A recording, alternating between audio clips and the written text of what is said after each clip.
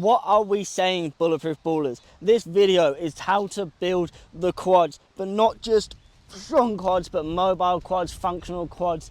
We don't want big mass balls, but we want functional quads, which will allow us to be elite athletes. I'm not gonna lie, quads can be the biggest pain in the ass for most people coming off a knee surgery. They're the first thing to atrophy, especially that VMO area, which is the closest to the knee. You'll see that completely disappear with people having a knee surgery.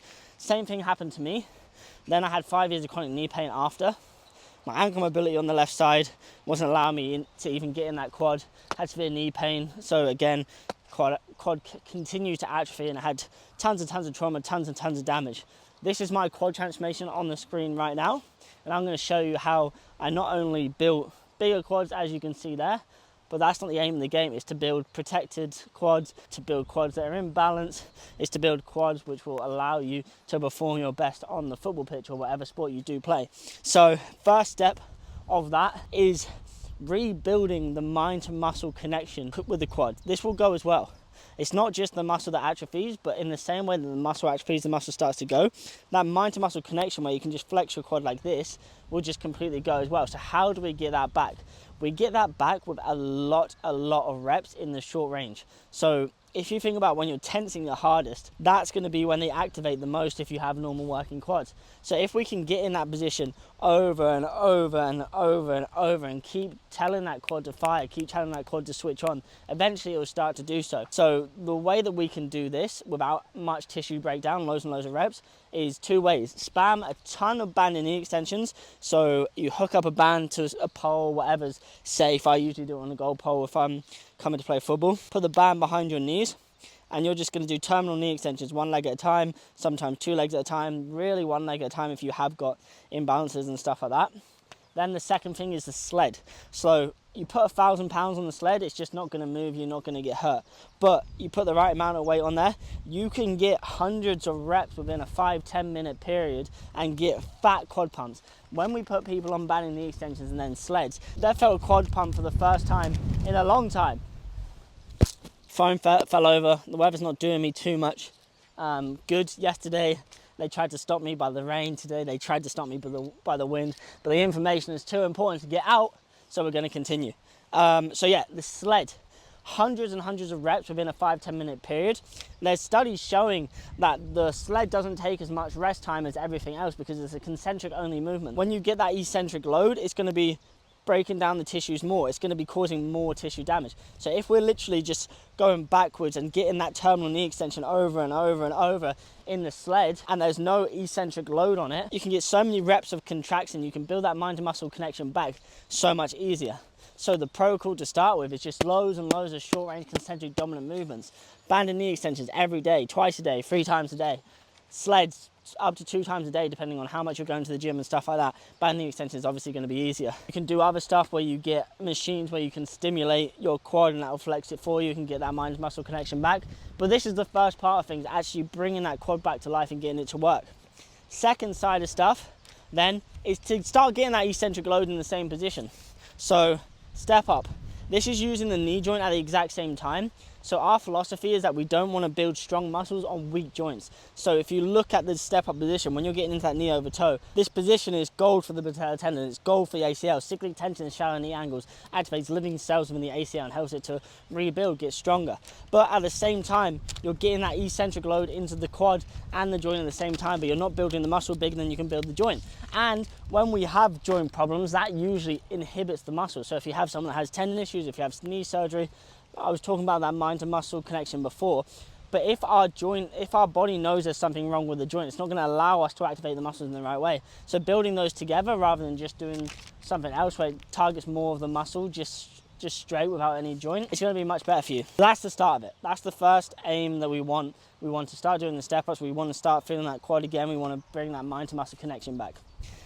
Next, our goal is to rebalance our legs side to side, and this is started with the step up already, right? But the other things I love is the leg extension. So a lot of people have said leg extensions are bad. Some people say they're not that good. I like them. I wouldn't do them just on their own. I have a bunch of people come to me that have just done leg extension and like half range of motion split squats, and they're not getting that load through the connective tissue in the way that we're playing sport. Like we're constantly in this position. This position's an actual step up. So we want to load the entire body in the way that we naturally do in sport, 100%. But if we want to start rebuilding that quad muscle and isolating that itself, the leg extension is going to be a game changer. Single leg, start hitting that. Next thing, so step up, leg extension, both mid-short range exercises. Then we hit something like a split squat, right?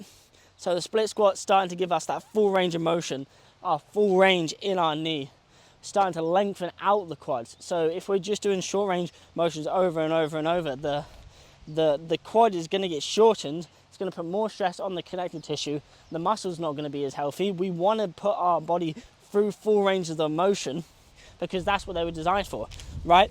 So that's the next one, ATG split squat. Again, this can regress from elevated 12-inch to start with, assisted on either side, to going down to flat ground, to loading, and then the goal eventually is going to be a lot of weight on there. Those are the exercises I use to balance each side. Something else that you're going to want to do, as I mentioned before, is look at ankle mobility, look at whether we can access that quad. Because on my left side, because I had it for so long that I didn't go knee over toe, my ankle mobility completely froze up. So my quad wasn't actually able to be activated. I wasn't able to go into the knee over toe positions. So you can do stuff like seated calf raises, standing calf raises, but getting that full stretch to the bottom and really improving the ankle mobility there. Calf stretches, other things as well. Next thing is that we build the quads strong and we build them in balance with the hamstrings. I don't mean exact balance, so you don't have to be RDL in the exact same weight as your split squatting or something like that, but we want to build in ratio, we want to build in structural balance. So a good number to be able to go off is the back squat, but to be honest, when we're talking about quads to hamstrings, the quads are going to be used more in the front squat, and I love the front squat way more because it does take those hips out of it. It's harder to use those hips when we have something like a front squat because we have to be more upright, right? So that is, with the front squat, that is really going to be a mass builder, right? We can start to load up heavy. Again, you can start from assisted, you can start from floss bands on the knee, you can work up to body weight, you can work up to counterbalance, then you can go into dumbbell in front, then you can go on to bar on front, and eventually you do want to hit elite standards with the front squat, working up to at least body weight for multiple reps. Then for the hamstrings, the stuff that we're going to look at is first stuff like short range hamstring curls, moving on to Nordics for knee flexion, hip extension, we've got RDLs, we've got different stuff like that. But we want to work out, okay, how strong are our quads, and if they're the weakness before, our hamstrings are probably going to be better, how strong our hamstrings are, and then build the lifts in balance with each other, but also getting to elite standards in both of these, not missing out the quads or missing out the hamstrings, right? So the front squats on there for that quad rebuild. So far it's been bringing the mind to muscle connection back. It's been starting to rebalance leg to leg. It's been starting to build the strength. Next is building that mobility. So getting length through the quads. We don't want our quads just to be strong, but you don't want to have any length in them. We really want to build functional quads, and we do that through strength, mobility, and then plyometric ability, fast force, and we're going to talk about that in a minute. For the mobility, we want to work from an inclined couch stretch, which is a regression from the normal couch stretch, to a couch stretch, to then pulsing in that couch stretch, going to open up that rec fem and that hip flexor even more, the psoas even more. Again, at the same time, we're going to be progressing our ATG split squat, so that back leg's getting super mobile, that rec fem, that psoas through there, and we want to eventually work our way to sissy squats and reverse Nordics. So mobility to us means strength through length. So it doesn't mean just being able to be mobile, but it's being able to do stuff like this without even warming up or being sore, and having that length through the quads and the strength at the same time to be able to smash that out. That's really where you get that bulletproofing effect over time. So the tissue quality, which we've just talked about all of this, comes from the strength and mobility. Then to reintroduce your stuff to sport, you need to start doing sport-like movements. So we need to start doing some plyometric ability. We need to start kicking again, getting the quad used to those faster forces. So that's our next pillar, and our final pillar is, okay, now our quads are super strong and mobile. We need them to be functional and transfer to the game. We don't just want to be like absolute brick houses. And I won't run through all of my plyo ability stuff in this video today, but I'm gonna talk to you about something that's really, really important that most people are missing. When we're doing plyos, it's more about the form than it is about a certain standard. There is standards as well, but we really want to make sure that our knee's taking the weight. Right now you see a lot of triple hop tests, but then in the triple hop test, people can really compensate with their hips, and they're getting these fast scores, and people are only measuring the scores, but you look back at their tape and they're not using their knee at all. They're not able to handle that. A really good test of things is something like a 2 up, 1 down depth drop, because this is the force that you can produce, and see if you can handle it on one leg on the knee. So if you look at a box jump compared to a depth drop, in a box jump you're producing force and it's coming more from the hips because you're accelerating, right? You're using hip extension to go up, you're using hip extension. There is a bit of knee extension there as well, but it's more hip extension. Then when we're decelerating, for example in something like a depth drop, that's going to be more knee because we have to slow ourselves down. It's going to be more tib, it's going to be more knee, it's going to be more actual quad, it's going to be all that kind of stuff. So depth drop is really one that I do want to see in people, and I want to see people jumping up with one and jumping up with 2 legs and then landing on one and actually being able to absorb that with a knee and not bending over the hips and compensating with anything else. And again, this can work from really low levels, just like this, boom. And then eventually we want to be able to put a whole force and then land with our knee and not have any issues, right?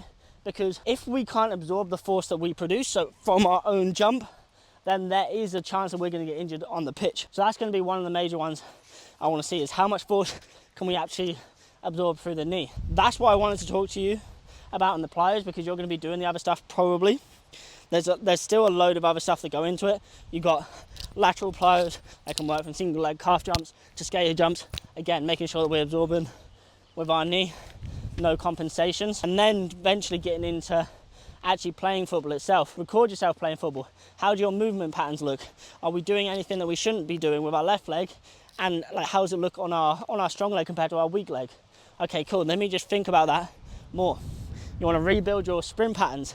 Am I actually having the right gait? Am I able to use my quad in the way it's supposed to? So a reminder, tissue quality comes from the strength and mobility training, and then the functionality and actually returning to sport without re-injuring is going to come from slowly building up that other stuff. So building up the plyometric ability, building up the sprinting, building up the max decels. And the point that I emphasized there was being able to decelerate as much as we can accelerate. Can we hit max decelerations, or are we literally just trying to sprint as much as possible? Because there's going to be so much more in football specifically, there's going to be so much more deceleration there is going to be accelerations. Rebuild mind to muscle connection, rebalance leg to leg, build strength and rebalance quad to hamstrings, build mobility through the quad, and then build deceleration ability, build the ability to absorb force. I hope that helped. If you have any other questions, drop them in the comment section down below. But yeah, this made Ballers Bulletproof again.